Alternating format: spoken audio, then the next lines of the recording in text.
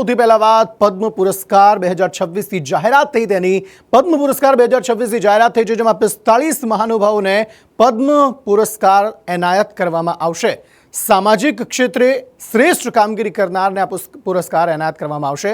પદ્મ પુરસ્કારો માટે પ્રારંભિક યાદી જે છે તે જાહેર કરી દેવાઈ, જેમાં ગુજરાતના 3 મહાનુભાવોના નામનો સમાવેશ કરવામાં આવ્યો છે, જેમાં ધાર્મિકલાલ પંડ્યા, નિલેશ માંડલેવાલા અને મીર હાજી કાસમભાઈને એવોર્ડ એનાયત કરવામાં આવશે।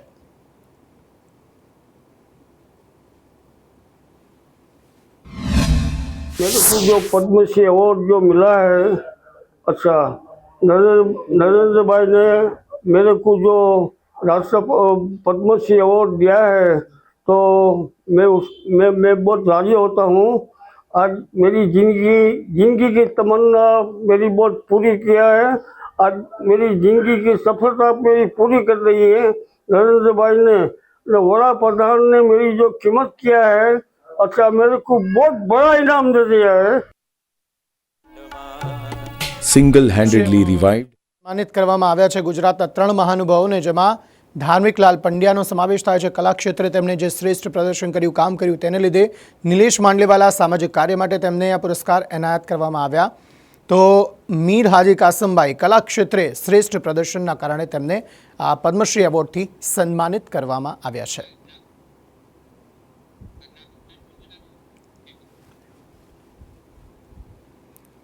તો ધાર્મિકલાલ પંડ્યા કલા ક્ષેત્રે તેમને પુરસ્કાર જે એનાયત કરવામાં આવ્યો છે, તેમની જે કલા ક્ષેત્રની વાત કરીએ તો તેમણે શું કર્યું છે અને તેમને તેના કારણે શેના માટે પદ્મશ્રી એવોર્ડ આપવામાં આવ્યો છે તેની વાત કરીએ। ધાર્મિકલાલ પંડ્યા કલા ક્ષેત્રે ઉત્કૃષ્ટ પ્રદર્શન કરવા બદલ તેમને આ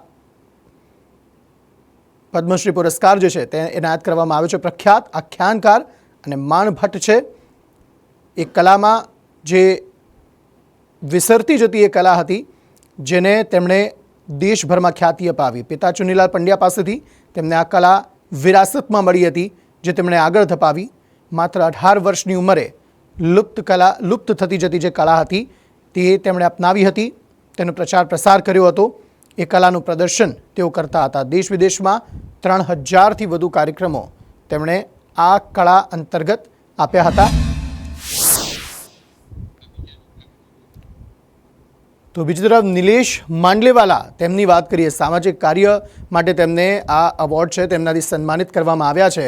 તેમણે જે કાર્યો કર્યા તેની પણ વાત કરી લઈએ તો નિલેશ માંડલેવાલા સામાજિક કાર્યકર છે। સામાજિક કાર્ય માટે તેમને આ જે પુરસ્કાર છે તે એનાયત કરવામાં આવ્યો છે। અંગદાન પ્રવૃત્તિના પ્રણેતા અને ડોનેટ લાઈફના તેઓ સ્થાપક છે। અલગ અલગ લોકોના જીવ બચાવવા, અંગદાન માટે પ્રોત્સાહન આપવું તે તેમનું મુખ્ય કાર્ય હતું। ઓર્ગન મેન ઓફ ઇન્ડિયા તરીકે તેઓ જાણીતા હતા। ઓર્ગન મેન ઓફ ઇન્ડિયા તરીકે તેઓ જાણીતા હતા। તે ક્ષેત્રમાં તેમણે ખૂબ સારું કામ કર્યું છે। રાજ્યભરમાં અંગદાનની પ્રવૃત્તિ સાથે તેઓ સંકળાયેલા છે, જેના કારણે તેમને આ પુરસ્કાર આપવામાં આવ્યો છે। એ ક્ષેત્રમાં શ્રેષ્ઠ પ્રદર્શન બદલ તેમને આ પુરસ્કાર અપાયો છે। પિતા વિનોદભાઈની કિડની ખરાબ થઈ હતી, જે બાદ તેમને આ ક્ષેત્રમાં આગળ વધવા, લોકોને વધુ પ્રોત્સાહન અંગદાન માટે આપવા માટે તેમને વિચાર આવ્યો। પોતાના પિતાની પીડા જોઈને તેમના જીવનમાં પરિવર્તન આવ્યું અને આ ક્ષેત્રમાં આગળ વધવાનું તેમણે નક્કી કરી લીધું હતું। પોતાના પિતાની તકલીફ જોઈ લોકોને અંગદાન કરવા માટે તેઓ પ્રોત્સાહન આપતા હતા। તો આ 3 મહારત્નો ગુજરાતના, જેમને પદ્મશ્રી એવોર્ડથી સન્માનિત કરવામાં આવશે। જે પ્રારંભિક યાદી છે તેમાં 3નું નામ સામે આવ્યું છે।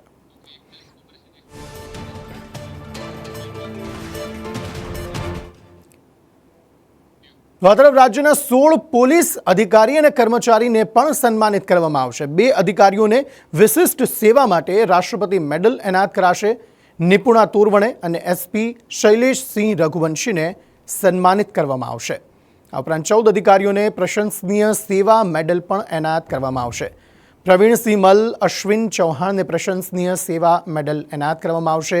આ ઉપરાંત મયુર ચાવડા, ધર્મેન્દ્ર દેસાઈ, વસંત પરમારને પણ મેડલ આપવામાં આવશે। ઘનશ્યામસિંહ સરવૈયા, સંજય પાટીલને પણ મેડલ અપાશે। 26મી જાન્યુઆરીએ વિશિષ્ટ સેવા કરનાર પોલીસ જવાન હોય, પોલીસ કર્મચારી હોય કે પોલીસ અધિકારીઓ હોય તેમને વિશિષ્ટ સેવા મેડલ મળતો હોય છે. આપણી સાથે અમદાવાદના IBSP છે SS રઘુવંશી, જેમનું નામ પણ વિશિષ્ટ સેવા મેડલ તરીકે એનાઉન્સ થયું છે.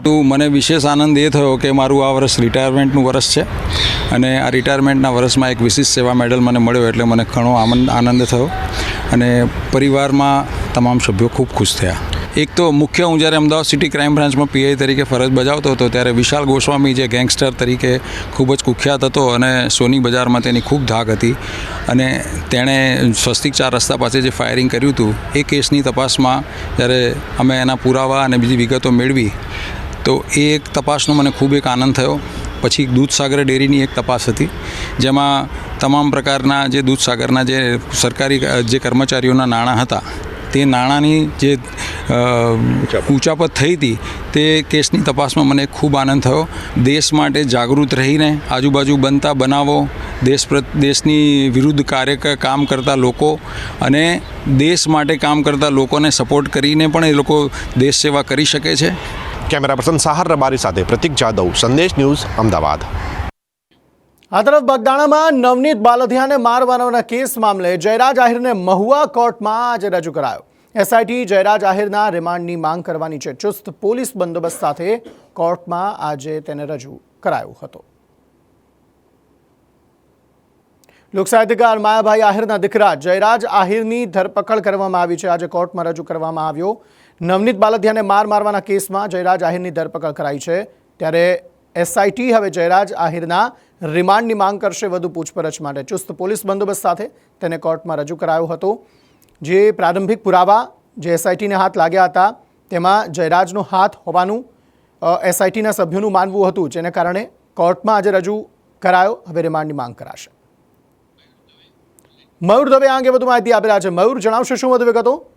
અંકિત, ચોક્કસની વાત કરીએ તો બગદાણાના જે નવનીત બાલધિયા નામના યુવાન છે તેને માર મારવાના મામલે ગઈકાલે સાંજે SITની ટીમે છે કે લોક સાહિત્યકાર માયાભાઈ આહિરના દીકરા જયરાજ આહિર છે તેની ધરપકડ કરી છે અને કહી શકાય કે ધરપકડ કર્યા બાદ મેડિકલ ચેકઅપ કરાવ્યું હતું. આ ઉપરાંત કહી શકાય કે તેને મહુવાની કોર્ટમાં રજૂ કરવામાં આવ્યો હતો. જયરાજ આહિરને આ ઉપરાંત રિમાન્ડની માંગણી પણ કરવામાં આવી છે. ચોક્કસપણે કહી શકાય છે કે જે રીતે આ જે નવનીત બાલધિયાને માર મારવાનો મામલો હતો તેમાં અત્યાર સુધીમાં 14 જેટલા આરોપીઓ છે તે પકડાયા છે અને કહી શકાય કે જયરાજ આહિરની પણ ગઈકાલે ધરપકડ કરવામાં આવી હતી. હાલ અત્યારે કોર્ટમાં છે તે હિયરિંગની સુનાવણી છે તે ચાલુ છે. એટલે કહી શકાય છે કે SITની ટીમ દ્વારા રિમાન્ડની પણ માંગણી કરવામાં આવી છે. અંકિત, આભાર સમગ્ર માહિતી આપવા માટે. તો આ તરફ પાટણમાં રખડતા ઢોર માલિકો સામે કડક કાર્યવાહી. પાલિકાએ પકડેલા ઢોર છોડાવનાર સામે કાર્યવાહી. ઢોર માલિકો સામે પાસા હેઠળ કાર્યવાહી કરાઈ છે. રોહિત ભરવાડ, જામા ભરવાડ સામે પાસા હેઠળ કાર્યવાહી કરાઈ. યશ દેસાઈ, મહેશ ભરવાડને પાસા હેઠળ કાર્યવાહી કરવામાં આવી છે. ચારેય આરોપીઓને અલગ અલગ જેલોમાં ખસેડવામાં આવ્યા છે. સુરત, અમરેલી, દાહોદ અને વલસાડ જેલમાં ખસેડવામાં આવ્યા.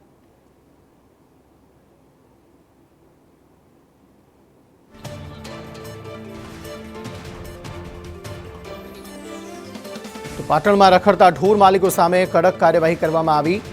જે પાલિકાની ટીમ જે ઢોર પકડવા જતી હોય છે તેમના ઉપર હુમલા કરવામાં આવ્યા. આ ઉપરાંત તેમને કામમાં ખલેલ પહોંચાડવામાં આવી, જે બદલ હવે તે ઢોર માલિકો છે તેમના વિરુદ્ધ કાર્યવાહી કરવામાં આવી રહી છે. પાસા હેઠળ કાર્યવાહી આ તમામ વિરુદ્ધ કરવામાં આવી રહી છે. અમારા સહયોગી સંજય ચૌધરી આ અંગે વધુ માહિતી આપી રહ્યા છે. સંજય, શું વધુ વિગતો?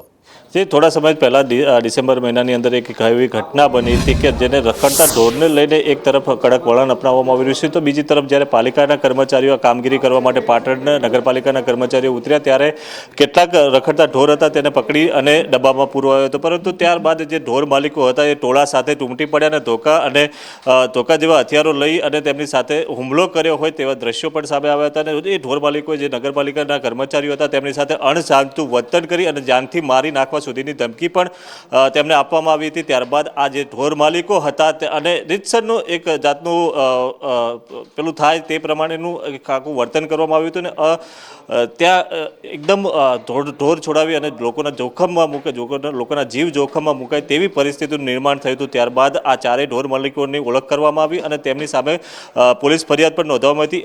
આ ઘટના દરમિયાન કેટલાક નગરપાલિકાના કેટલાક કર્મચારીઓ ઈજાગ્રસ્ત પણ થયા હતા અને તેમને હોસ્પિટલ સારવારમાં ખસેડવામાં આવ્યા. ત્યારબાદ નગરપાલિકાના કર્મચારીઓએ આ ચારેય લોકો સામે ફરિયાદ નોંધાવી હતી અને ત્યારથી પોલીસ એક્શનમાં આવી હતી અને ચારેયની ધરપકડ કરવામાં આવી હતી. આમાં એક વધુ દાખલારૂપ કાર્યવાહી કરવામાં આવી છે કે ચારેયને પાસા હેઠળ ચારેય વ્યક્તિઓને અલગ અલગ જેલ અમરેલી, વલસાડ, દાહોદ મોકલવામાં આવ્યા છે. એટલે કે હવે રખડતા ઢોરને લઈને જે કાર્યવાહી થઈ એ વધુ કડક બનશે ને કે દાખલો પણ પોલીસે બેસાડ્યો છે કે જો આ કામગીરીને અટકાવવાનો કોઈ પ્રયાસ કરશે તો તેમની સામે પાસા સુધીની પણ કાર્યવાહી થઈ શકે છે. અંકિત, આભાર સમગ્ર માહિતી આપવા માટે. તો આ તરફ ડીસાના શમશેરપુરામાં રબારી સમાજનું મહાસંમેલન. રબારી સમાજે 11 મુદ્દાના નવા બંધારણની રચના કરી છે. આ મહાસંમેલનમાં મોટી સંખ્યામાં સમાજના લોકો હાજર હતા. બનાસકાંઠા, વાવ, થરાદથી લોકો સંમેલનમાં પહોંચ્યા હતા. જૂના કુરિવાજો દૂર કરી નવા નિયમોની જાહેરાત કરવામાં આવી. રબારી સમાજ કુરિવાજ અને વ્યસન મુક્તિના શપથ પણ આ સમય દરમિયાન લઈ રહ્યો હતો.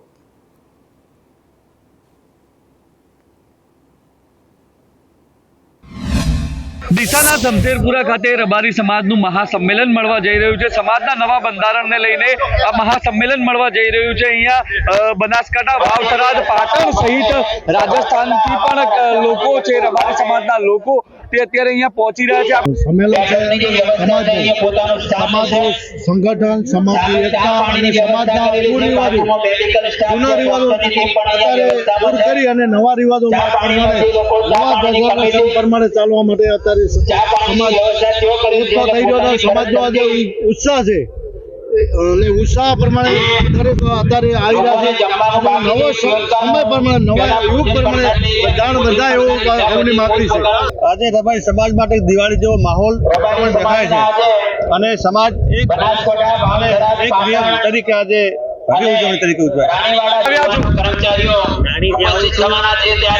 ઉત્તર ગુજરાત રબારી સમાજ દિવાળીનો માહોલ છે. એક સમાજ, એક બંધારણ અને ટેકનોલોજીના સમયમાં ખોટા ખર્ચાઓ નાબૂદ કરી અને શિક્ષણ તરફ સંગઠિત સમાજ આગળ વધે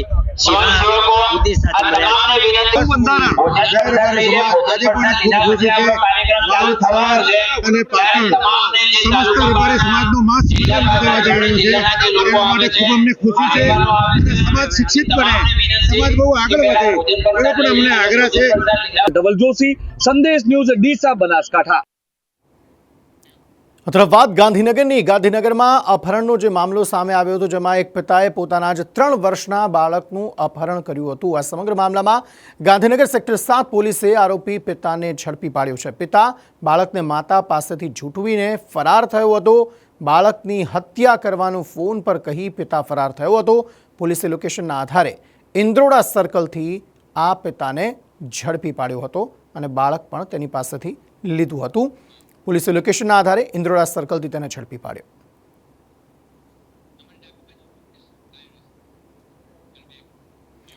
અને આ સમગ્ર મામલે જિગ્નેશ પટેલ અમારી સાથે જોડાઈ ગયા છે વધુ વાતચીત કરવા માટે. જિગ્નેશ, આ સમગ્ર મામલામાં શું વધુ વિગતો? પિતાની અટકાયત કરાઈ છે, બાળક પણ પાછું મળી ગયું છે. અંકિત, પિતાએ પોતાના 3 વર્ષના બાળકની હત્યા કરી અને એટલે અપહરણ કર્યું હતું અને સાથે તેની માતાને ધમકી આપી હતી કે તે દીકરાની હત્યા કરી નાખશે. જ્યારે માતાને આ અંગે માહિતી મળી કે પિતાએ તેના જ બાળકનું અપહરણ કર્યું અને તેને હત્યા કરવાની તેને ધમકી આપી છે, તેને લઈને તાત્કાલિક તેને પોલીસનો સંપર્ક કર્યો હતો. પિતા છે તે બાળકને લઈ અને ગાંધીનગર છોડે તે પહેલાં જ પોલીસે તેની શોધખોળ હાથ ધરી. તેના મોબાઈલ નંબર અને લોકેશનના આધારે તપાસ કરતા તે ઇન્દ્રોડા ગામની નજીક હોવાનું સામે આવ્યું હતું. જ્યારે પોલીસ તેને શોધતી પહોંચી ત્યારે આરોપીએ ત્યાંથી નાસવાનો પણ પ્રયત્ન કર્યો હતો અને બાળકને છોડી પણ દીધો હતો. પરંતુ તે પહેલા જ પિતાની પોલીસે ધરપકડ કરી. જે બાળક હતું જેનું અપહરણ કરવામાં આવ્યું હતું તેને તેની પાસેથી સહી સલામત મુક્તિ અપાવી છે અને તેના માતાને સોંપવામાં આવી છે. સેક્ટર 7 પોલીસે જે કામગીરી કરી છે તેને લઈને એક ગંભીર બનાવ બનતો અટકી ગયો છે. કારણ કે જે પ્રમાણે પિતાએ ધમકી આપી હતી પોતાના જ બાળકની, તેને લઈ પોલીસ તપાસ કરી રહી છે કે પતિ પત્ની વચ્ચે કોઈ વાતને લઈને બંદૂક હશે અને પિતા પોતાનું જે બાળક છે તેનો કબજો તેની માતા પાસેથી પોતે મેળવી લે અથવા તો બાળક તેની માતા પાસે ન રહે તે જ આશયથી આ પ્રકારનું કૃત્ય કર્યું છે અને હવે આ મામલે ગાંધીનગર પોલીસ છે તે વધુ તપાસ કરી રહી છે. જી આભાર જિગ્નેશ સમગ્ર માહિતી આપવા માટે. સમાચારો તરફ આગળ વાત કરીએ.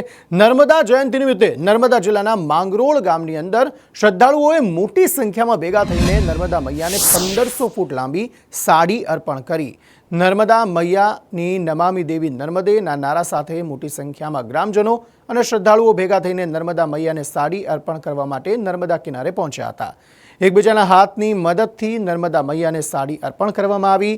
સાથે 10થી વધારે નૌકાઓની મદદથી શ્રદ્ધાળુઓ નાવમાં બેસી નર્મદા મૈયાને સાડી અર્પણ કરી રહ્યા હતા. हमें तो खुशी हुई कि हम पैदल परिक्रमा में यहाँ तक पहुँच के माई के जयंती का उत्सव यहाँ पे देख पाए नर्मदे। बहुत अच्छा कार्य यहाँ पे हो रहा है और नर्मदा जयंती का उत्सव यहाँ पे बहुत अच्छे तरह से मनाया गया. નર્મદા જિલ્લાના માંગરોળ ગામે નર્મદા મૈયાને સાડી ચુંદડી અર્પણ કરવાનો આજનો દિવસ છે. આજે લગભગ આજુબાજુના ગામમાંથી અને આજુબાજુના વિસ્તારમાંથી લગભગ 3,000 થી 4,000 લોકો અહીંયા આવેલા છે દર વર્ષની જેમ. અને છેલ્લા લગભગ 10-12 વર્ષથી આ ચુંદડી અર્પણનો કાર્યક્રમ આ ગામના લોકો કરે છે.